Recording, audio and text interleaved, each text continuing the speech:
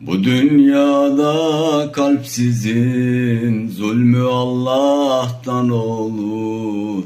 Öyle dertler gördük biz, ateş olsan ne olur? Bu dünyada kalpsizin zulmü Allah'tan olur. Öyle dertler gördük biz, ateş olsan ne olur?